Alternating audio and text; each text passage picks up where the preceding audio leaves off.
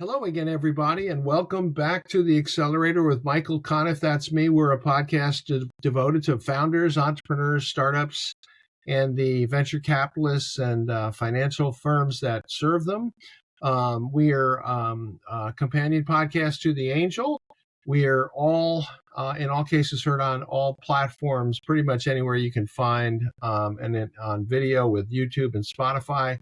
We've just started a new newsletter, so go to Conniff, CONNIFF.substack.com, and you can sign up and get every single podcast. And today's going to be a good one.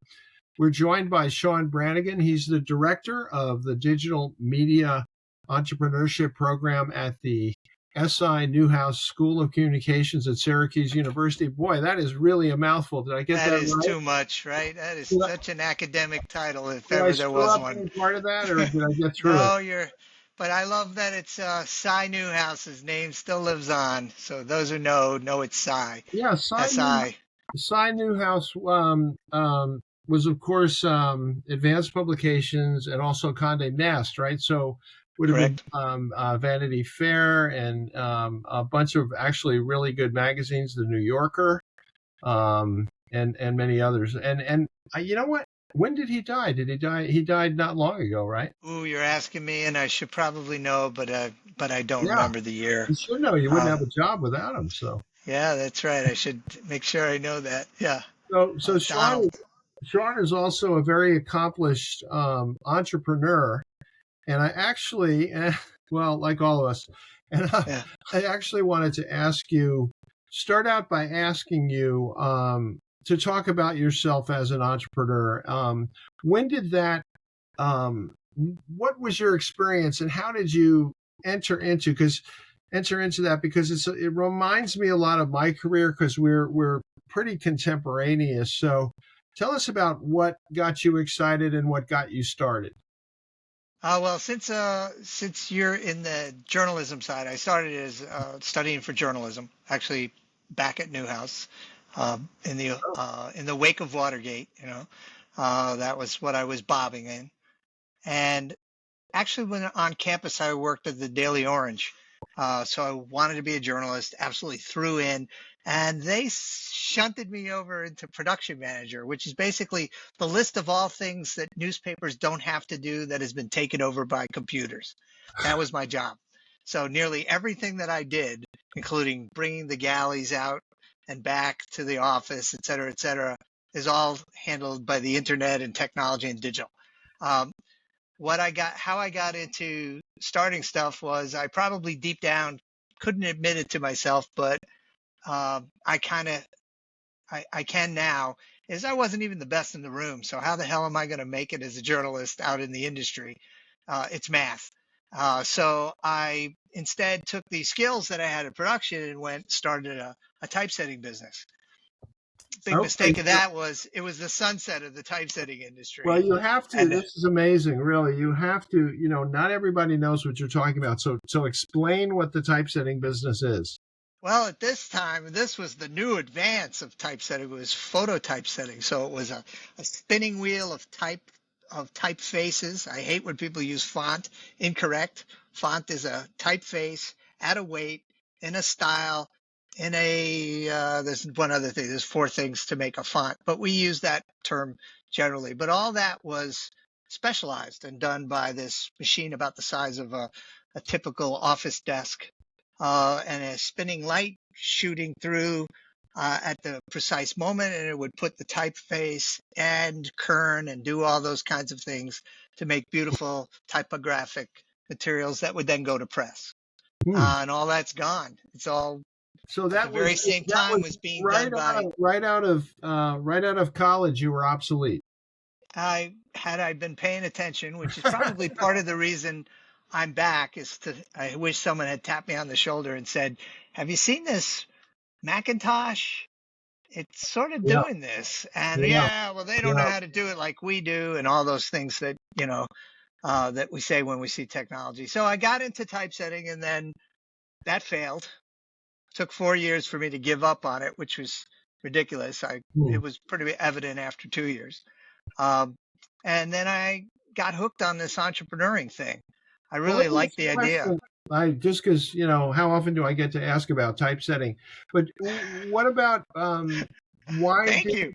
why didn't you embrace or did you see coming what was known as desktop publishing, which is basically marrying the Macintosh to a laser printer? Was that too far away at that point? No, we saw it actually. We were doing a thing called image setting, which was Hmm. putting together all of the high end graphics that would go into a full markup and be pasted down. Remember those days? And pasted was a temporary thing I do to a remember some of lockup those. board and all Yeah. those. I love the old technologies. I think that's what sort of sucker punched me into doing this. And it was familiar. We begin where we are and not. Yeah. Uh, so my lesson was in the second one, I started an internet company. So you can see where that was. I What, like to tell, what kind of company? well, we were doing what would be called interactive marketing today, but those names weren't there. We did search engine optimization before Google even exists. We were doing it on the 6 to 10 major search engines that nobody's ever heard of Wait that a own the minute. I mean, market. there was a search engine before Google. How is that possible? Nobody I told me. know, right? Whoa, no, they Google were was the last seventh. of, yeah, they were late to the market. Yeah. They in 1998, I think they came into the market. I remember our search guy came in, Brad, and he said, "What do you think of this Google thing?" And I said, "I don't think so." Because Yeah. InfoSearch and InfoSeek and AltaVista and even Dogpile had a Dogpile, what a great name, right? Yeah. Had a position in that space, and it just again, it was we didn't know what we didn't know, and what I did learn was this process of then taking action anyway, and we did okay. So Yeah. the internet run turned out fine. We sold the company in December of 1999. So Ooh. Okay. yeah, Now explain right, yeah, the children for out there. cash, for Explain cash. to the children why that date is significant because not everybody was alive then, believe it or not. I know. I've got children who cannot remember these big moments where we were biting our nails, Mhm. saying, our plane's gonna fall out of the sky. It was Y2K, and my contention was to my business partner who did not want to sell, is that I've seen too many things that are going to Well, wait a minute. erode our. Didn't you get hit by the or just miss the 1999 Nasdaq explosion? Well, all that was happening around us, but Hmm. when the internet bomb really happened, I think official date or the start date would be Genuity in March of 2000. And we sold the business in December before. My business partner called me a genius. He actually is a Mensa bona fide genius. So I just took that as a field promotion. Went on and we then found out, wow, good thing we got out of this because the valuations and there was some of them that didn't even have revenue, much less profitability. Some of I them could were have just, retired on it the was value. it was Yeah, a I could have madness time. retired on the valuation my company Interactive Sports had back then. But valuations are a little bit like horseshoes. They don't, unless you have a ringer, it doesn't really count. So, That's true. so okay, so you sell your company. It's still pretty early in the mix here in 1999. So you're entering the 21st century. What are you thinking? What's going through your mind at that point? Well, we were along for the ride through the dot bomb because it was good to be employed. And then around 2004, we were the company that by that time in Boston that was buying up what would be called today cloud services companies. Oh And wow. we bought a whole bunch of anybody who's been in the telecom business. I just start dropping names like Interliant and Rocksite and those guys, they were really on. They were all really interesting plays, but it was all falling apart because of the dot bomb 20 period, years ago. right? And we rolled them up into about $125 million company, and we're ready to buy another $50 million company. And my nose is now pretty good at twitching. I said, I think the market's changed a lot. We had seen some companies in the Boston area, you might have heard of some of them, like Facebook, that we said that doesn't look normal. That doesn't look, it looks like a whole new play. And that's Mhm. what happened in that period. I actually think right now we're in this very similar position. Now, if you haven't It seen the feels like movie, 2007, if you haven't 2008. seen the movie, of course, the movie is Social Media, David Fincher's movie. Facebook started at Harvard, where there was such a thing called the Harvard Facebook, where every Harvard freshman was in the Facebook, the In Harvard the Facebook. actual book, It was right? an Yeah. actual book. Yeah, I was never in it, though. I went there because for some reason I didn't want to put my picture in that book, so I was never in what we call the Facebook. But Wow. anyhow, so you saw, in other words, you saw social media was about to rear its head. How come? I mean, I think this is important. How did you know that was going to be significant? How did you know that was a game changer in Well, I wouldn't 2004? just put it as social media. We saw social media. We saw more serious e-commerce plays. We saw a bunch of technical capabilities that made um, sort of thought experiments possible. And there were lots and lots of thought experiments from the late 90s that could then actually happen and take place. And then 2004, I was fired, and on a Friday, and on a Saturday, I launched an interactive marketing business around these startups. And we went, everybody but one of my of the marketing department that was laid off, brought him in to say, let's go work with some of these new startups. And we worked with higher technology, embedded systems, subsea cabling company, uh, because we knew that the deep down stuff is really hard for most. We were in the marketing side for storytellers in the marketing side to be able to grasp what is that and why this company or why that service offering, et cetera. So we did that kind of work as the Let me next let round. me let me So we just didn't get into social media. let me mention one thing. My very first job in new media, I had a really smart boss at Link Resources in New York called Mark Plakius. And I'm always grateful that he hired me. It was my first job in new media. It was 1980. It was 1980.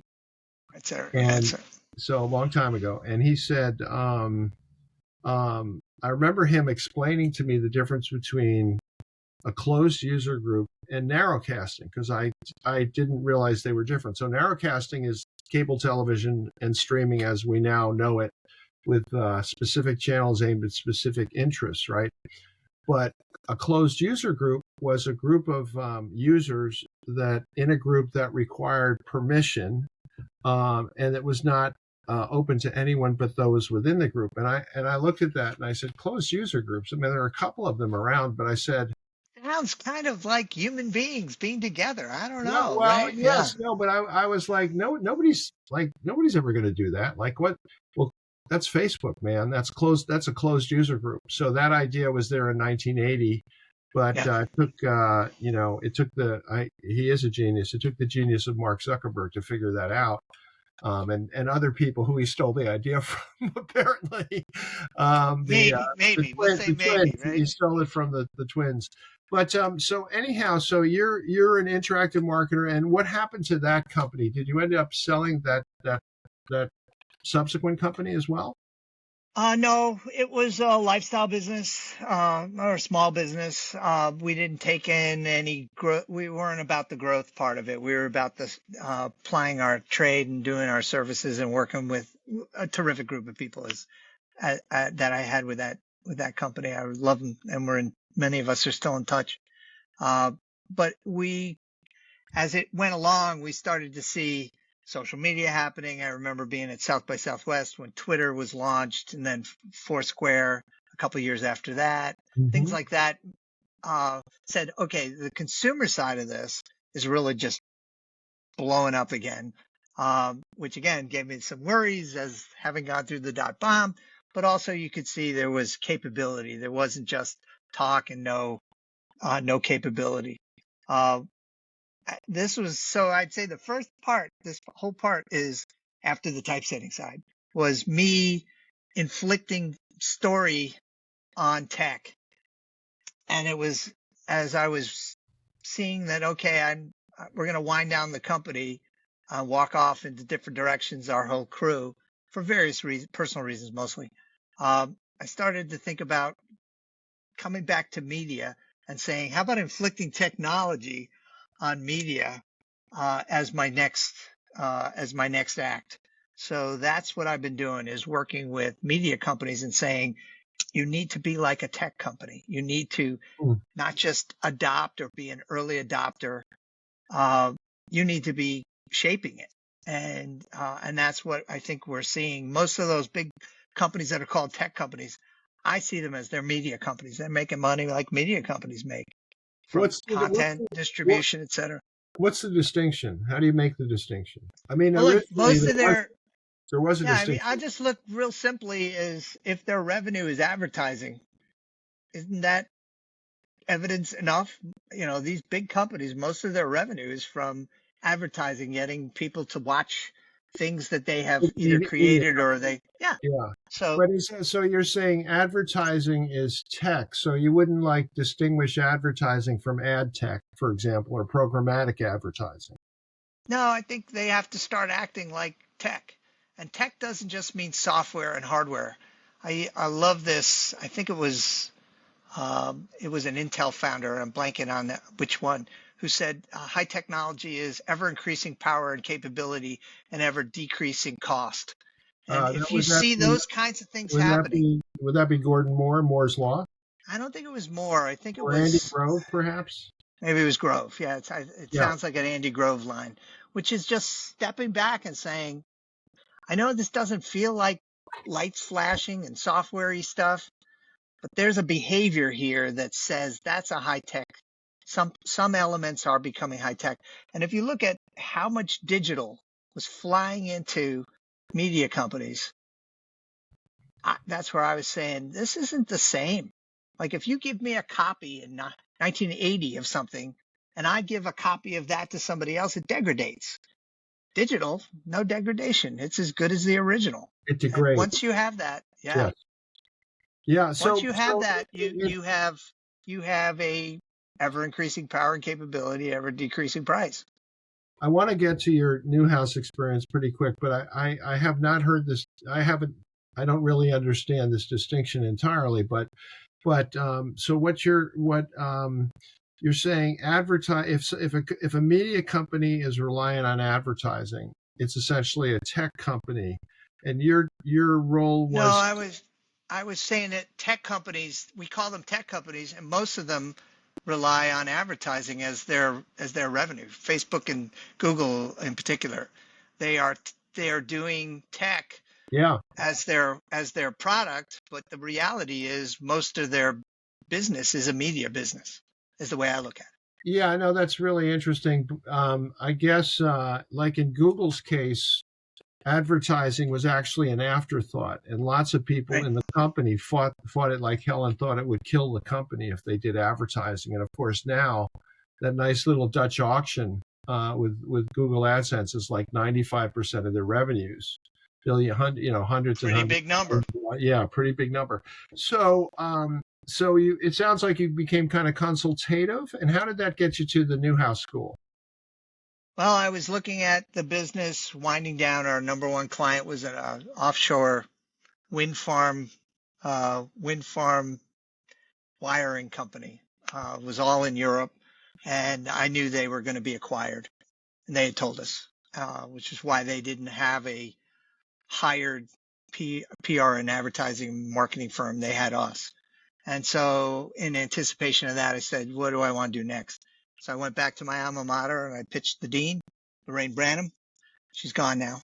But and I said, I think we're looking at a whole bunch of things changing in media. I will give her I gave her a little bit of grace, and now I'm going to take some back. She said, oh yeah, I see it in newspapers, but it'll never happen in TV. And I said, I think it's going to happen in TV. I think it's going to be even more dramatic in TV. And now we're looking at.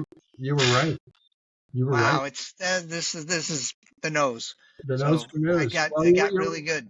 You're at Syracuse's journalist. A lot of journalists come out of Syracuse. Yeah, journalists, filmmakers, music industry people. You were in the right place you were in the right place. What time? What was the year of that? That was discussion? 20. I started talking to her about in 2010. And then by 2011, mid 2011, she said, okay, I'll let you do this, but you got to wait for an office. I said, no. And so I sat in the middle of the school with a sign pointing at my head saying, tell me about your business, just That's like great. an entrepreneur should. Yeah, and so this was the beginnings of the Entrepreneurship Center at the Newhouse School, the Digital Media Entrepreneurship Center. Um, so Sean, in 2010, 2011 is still in many ways, though you had been in it a long time by that point, is still very early days. Um, and essentially your the clientele, meaning the students, are aspiring. Correct me if I'm wrong, but mainly aspiring to be journalists, right? Or No, I public would say that, relations, or communications oriented type people. yeah, as it breaks out, we have about 2,000 students, all media crazed. Smallest segment of that is journalists. Oh, Largest are in the television, radio, and film, which is kind of think of it as the entertainment department. yeah. And next largest, I think, is public relations and advertising. Okay, So, so I was wrong. I always associate it with journalism because of people like Mike Tirico, and I think yeah, we have, Bob Costas went there, and yeah, many famous sports Steve people. Croft. Yeah. Yeah, Steve Croft, who is my neighbor out here in East Hampton. Yeah. Yeah, Give him a new house hello. I will. I didn't know he was Newhouse, so I will. Listen, but so you're sitting there, and you're at a point where Facebook and social media has arrived, hasn't, is really starting to take over the world. Google's been in place for a long time. So what kind of then and now, what kind of digital entrepreneurs are you seeing? Like, what are people interested? What are they? And let's do then first, because I think now is going to be a little different. But what was happening then? So I had this one captures it perfectly. I had one student who had a startup that she wanted to name the next Zuck. There was this the next Zuck, and Zuck. she Oh, didn't. the Yeah, the sorry. next Zuck. Yeah, sorry, Okay. the next Zuck. And she didn't want to go with that name because she thought she'd get sued. And I said, this would be the greatest day ever if you get sued by Zuckerberg, You would think. because he's actually helping you. And would he? Probably not, because what would you gain from it? So that was the vibe, was, oh man, this is the time. So much going on. Big digital. That's why the digital is in the name, is big and digital and high scale, and let's go after it. And all things are open. And we had a lot of students that did things in that space.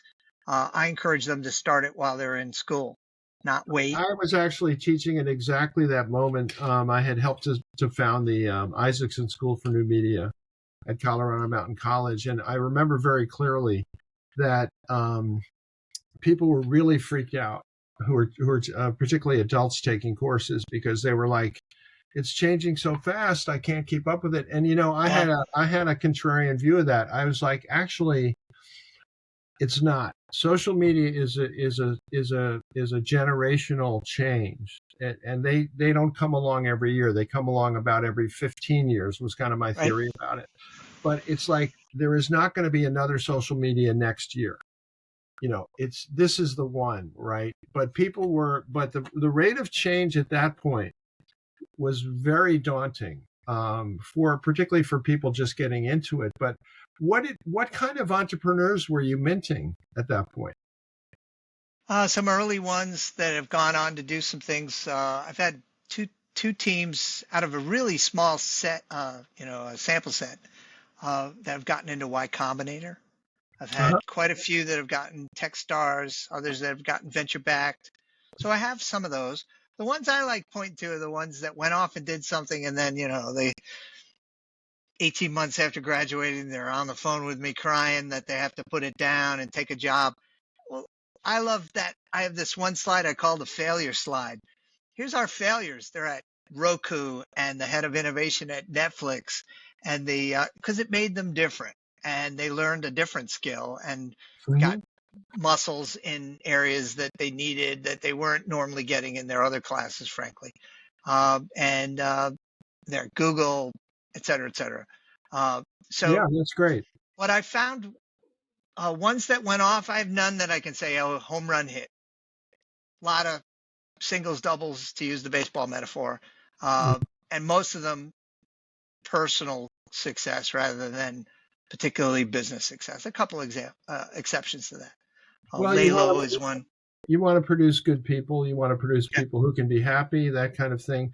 But let me fast forward. We've only got a couple minutes left. Let me fast forward to today, and in particular, the impact of OpenAI, which is in the news of late because they fired the CEO for some weird reason, Sam Altman. But what is the Newhouse School, your program in particular?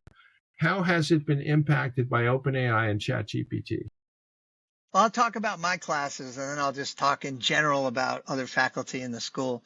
I'll begin with the other faculty. A lot of care and concern, and we need to stop this. This is keeping our students from learning how to write and a whole bunch of other things. And all I kept saying was, this is going to be in their future. So this isn't about what we decide for them as students. We should be thinking about what are they going to be doing in their careers. So taking my own medicine, I have rules on how they use, and I encourage them to use all these generative AI tools in their work in my classes. But I want them to cite it and say, here was my prompt, here's the response, here was the second prompt. And at last class, just last Wednesday, I asked, how many have used it? And they sheepishly put their hands up because they think, oh no, we're going to have my grade affected. And I said, put them up proudly. Every one of them? Almost all. And I asked how many of them have reused, like done a recast of their original question more than 4 times, more than 5 times, more than 6 times, up closing in on 10 times. I said, if that was a person, you would never ask them to write that many times. I know you're an author and you probably can disagree with this, but I can, but I see your point. Yeah. In 15 to 20 minutes, you can have multiple versions of things from which you can then sit back as an editor and curator and pick what things actually is right, what things are how you would say it. And then I have their final paper is they deliver it, the concise piece, and they have to highlight what was it that really just came from their noggins. Well, I got to tell you, Sean, I put an ad on LinkedIn recently for a creative AI technologist. I thought I'd get a couple dozen, and I got 225. You want some? I got some in my class. Yeah, I do actually. But I got a couple that are crazy good. It's for something I've written called the Book of Kells. The Book of O'Kells, which is a multimedia. Right, we Irish. It is a multimedia story that encompasses 7 generations in 7 novels, and I'm now looking at how do I train a model on the Book of O'Kells. So it's a whole new world. It's incredibly exciting, and it's fortunately or unfortunately, it's just the world now. You just have to embrace it, don't you? Yep, I think not only it's you embrace it. I think shape it, jump in to shape it. It's a little baby. Like, let's train it. Let's teach it. Let's learn from it. What an opportunity. I mean, it's like they're the first generation. They're going to grow up with it. They're going to know it in the same way that you and I grew up with online and sort of know online in a way that people who didn't grow up with it are never going to quite understand, but is super helpful. I want to remind everyone you're listening to The Accelerator with Michael Conniff. That's me. Our guest today is Sean Branagan. He's the Director of Digital Media and Entrepreneurship at the Newhouse School at Syracuse University. Remember, we're a podcast available on all the major platforms, including Apple, Audible, Amazon, and about 10 others, plus Spotify and YouTube for video. Also subscribe to conniff.substack, conniff.substack.com, to the newsletter that produces and distributes the podcast, as well as some additional wisdom. Sean, thank you so much thank you, Michael, being with us today. You've been an absolutely great guest, one of the best. So I really appreciate it. Thank you. I knew you would be. So thank you so much for Thanks so much for being a part of this. Good deal. Thank you. And thank you all for listening. This is The Accelerator. And remember, we'll be back with another podcast before you know it.